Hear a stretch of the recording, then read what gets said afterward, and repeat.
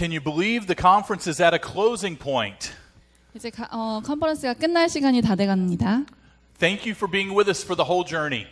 지금까지 이렇게 함께해 주신 여러분들께 감사 인사를 전하고 싶습니다. You've heard some incredible speakers this week. 정말 좋은 강사님들이 많은 좋은 강의를 해주셨는데요. Been introduced to some great principles. 또 여러분들에게 많은 좋은 원리들에 대해서 말씀을 나눠주신 걸로 알고 있습니다. Heard some practical application of how this looks. 그 여러분들의 교회에서 어떻게 그 적용을 할 것을 여러분들의 교회에서 적용할 내용들을 다 배우신 걸로 알고 있습니다. You have pastors right here in this city modeling it for you. 여러분들의 그 하시는 일들을 본받으시려고 하는 목사님들이 많이 계시다는 사실을 알고 계시면 좋을 것 같습니다. Now it's decision time. 이제는 결단의 시간입니다. What are you going to do with it? 그것으로 어떻게 하실 건가요?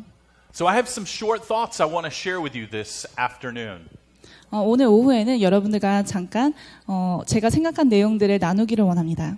I want to ask you which era of the Old Testament you fit in as it comes to family ministry, and 세대간 제자 양육에 관한 내용에서 여러분들이 성경 속에서 여러분들이 지금 계신 그 시대가 어느 시대인지 한번 생각을 해보시길 원해요. I want to share with you what it looks like for the week in the life of a church according to Scripture. 그래서 느헤미야 8장을 우리가 오늘 보면서 우리가 교회에서 한 주 동안 살아가는 그 모습이 어떤 모습이어야 하는지를 한번 보기를 원합니다. So if you have your Bibles, I'm going to be speaking from Nehemiah chapter 8. 그래서 오늘의 본문은 느헤미야 8장입니다. I will summarize the Scripture as we read it together. 그래서 우리가 느헤미야 8장을 읽어가면서 제가 한번 요약을 해드리도록 하겠습니다. Let me first begin placement of where Nehemiah comes chronologically in Scripture. 처음에는 느헤미야 책이 연대별로 왔을 때 어느 쪽에 있어야 하는지를 먼저 알려드리도록 하겠습니다. I often encourage my people that when they read the Bible through, that they consider reading it chronologically than simply from Genesis all the way to Revelation. 저는 교회에서 성경을 읽으라고 권면할 때 그냥 그 성경이 나와 있는 순서대로가 아닌 연대별로 나와 있는 순서대로 한번 읽어보시라 권면을 해드릴 때가 있어요. And if you download a chronological Bible reading plan, you know that Nehemiah comes just before Malachi in the Old Testament, second to the last book. 그래서 연대별로 순서대로 나와 있는 성경을 보면은 느헤미야는 말라기 바로 앞에 오는 책입니다. That's its chronological order because the Bible in the Old Testament is divided up by categories. 구약 성경은 주제별로 나눠져 있기 때문에 그렇게 보이는 건데 원래 느헤미야는 말라기 바로 앞에 오는 순서입니다. Because Genesis through Deuteronomy is the Pentateuch, the first 5 books. Genesis through Deuteronomy is the Pentateuch, the first 5 books. 그래서 창세기부터 신명기까지 그 5권의 책들이 정말 그 성경의 처음 초반이 되는 책이기 때문에 그 5권 뒤로는 주제별로 되어 있는 거죠. Then we move into the books of history. Joshua, Judges, Ruth, 1 Samuel, 2 Samuel, 1 Kings, 2 Kings, Chronicles, and so forth. 그래서 그 뒤에는 그 성경의 5권 책 뒤에는 역사대로 책이 이렇게 연결이 됩니다. Then we have the books of poetry, the major prophets, the minor prophets, closes the Old Testament. 역사서를 지나고 나서는 그 신편이 있고 잠언서가 있고 여러 가지로 이렇게 또 계속해서 이어져 나가죠. But when we read it chronologically, you understand how each one of these books flow in their timeline. 하지만 이렇게 연대별로 본다면 그 시간이 어떻게 흘러가는지를 자세히 아실 수 있어요. Let's look at close to the end of the chapter, and I want to start at the ending and then work back to the beginning if we could. 그래서 느헤미야 8장을 보면은 저희가 이렇게 순서대로 가는 것이 아니라 느헤미야 8장의 마지막 절을 먼저 보고 이렇게 전체적으로 한번 보기를 원합니다. Before we look at verse 17, let me give you the setting. 17절을 잠깐 보기 전에 그 배경을 먼저 알려드릴게요. Nehemiah was serving in the court of the king. He was the cupbearer.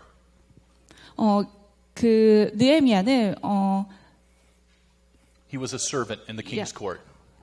느헤미야는 그 성전을 성벽을 건축하기 전에 왕의 수를 따르는 관원장이었죠.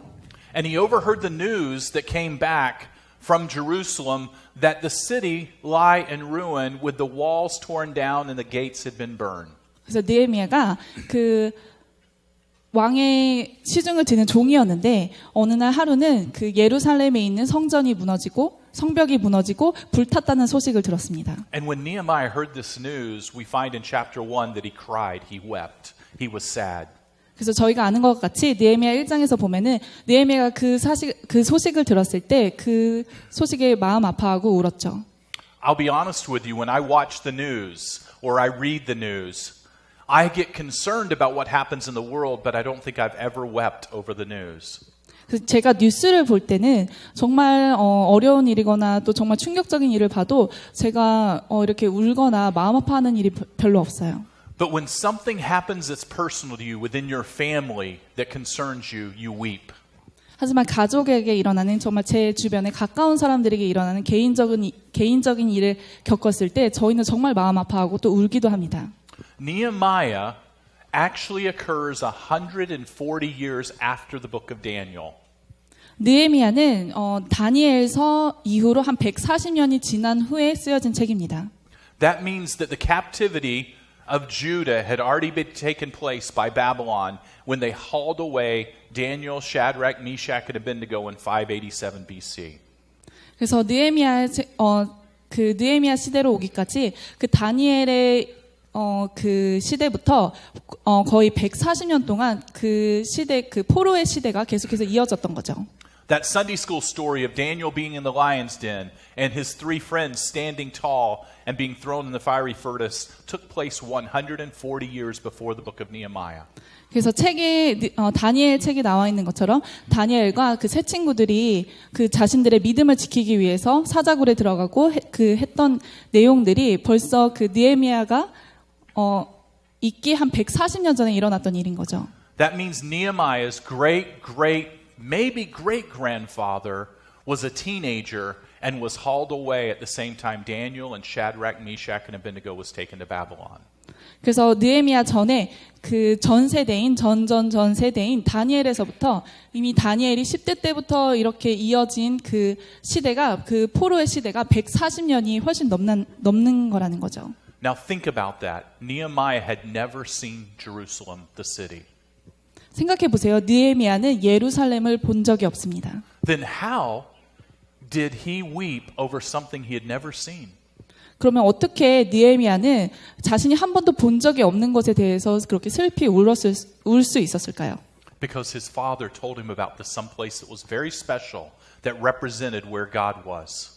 그것은 느헤미야의 아버지가 느헤미야에게 정말 그 예루살렘에 대해서 자세하게 또 설명을 해주고 또 하나님께서 거하셨던 그 땅이라는 사실을 알려주었기 때문입니다. It was a special city and God worked through the people of Israel. 예루살렘은 정말 그 특별한 도시였죠. 하나님께서 거하시는 그 땅이었기 때문입니다. And yet his dad had never seen Jerusalem. 하지만 그렇다고 해서 그 아버지도 예루살렘을 본 적이 있는 것은 아니었어요. But his dad had told him and he told Nehemiah. 하지만 그 아버지가 또 그의 아버지가 느헤미야와 또 그 느헤미야의 아버지에게 그런 이야기를 해준 거겠죠.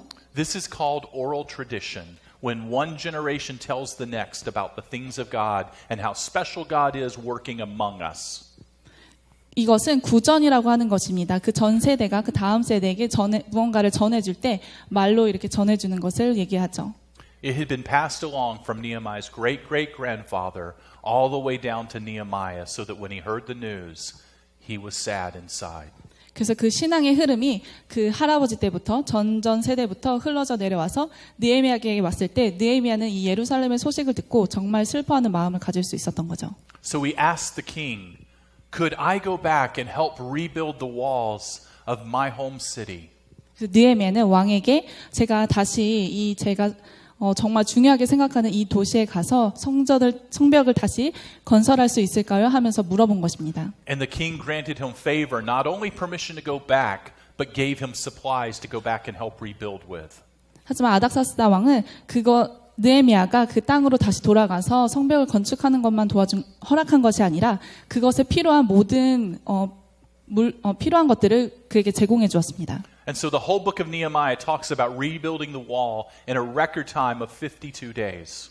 그래서 느헤미야를 보시면 그 이스라엘 백성들이 52일 동안에 성벽을 다시 건축한 것을 재건한 것을 볼 수 있습니다. Ezra had just completed the rebuilding of the temple. Ezra had just completed the rebuilding of the temple. Ezra he rebuilt the temple. Nehemiah rebuilt the walls. 에즈라는 성전을 다시 건축을 하고 또 느헤미야는 성벽을 다시 재건을 했죠. And so we come to this chapter when they're having a week-long celebration of the completion of the walls.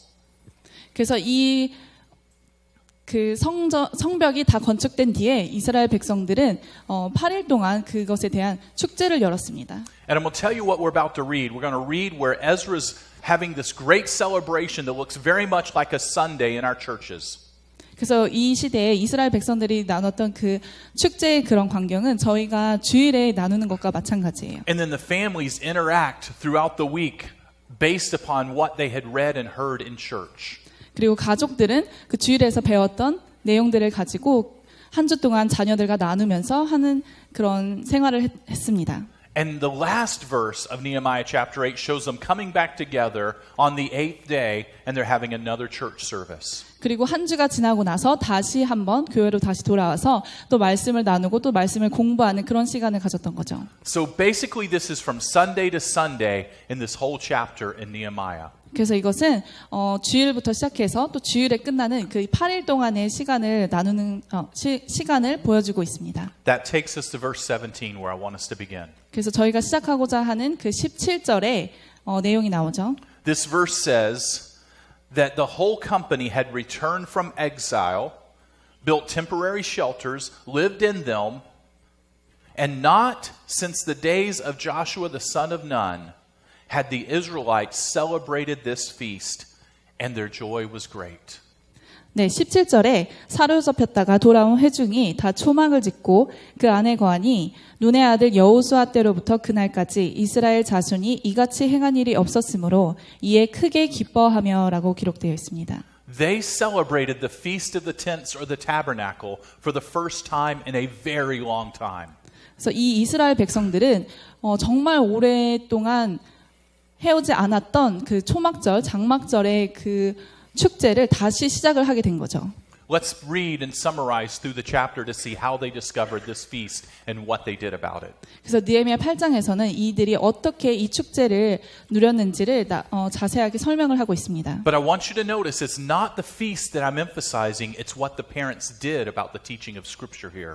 하지만 제가 여기서 나누길 원하는 것은 그들이 절기를 어떻게 축하했는지 기쁘게 나눴는지를 말씀드리려고 하는 것이 아니라 그들이 어떻게 그 과정 가운데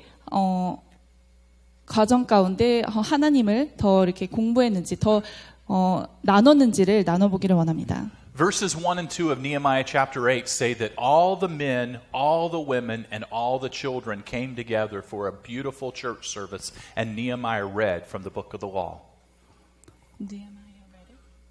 Ezra, thank you. 그래서 그 이스라엘 자손들이 보면은 1절에 그 수문앞 광장에서 모여서 에즈라에게 그 모세의 율법책을 읽어 달라고 얘기를 하는 거죠. 에즈라가 선포를 하는 겁니다.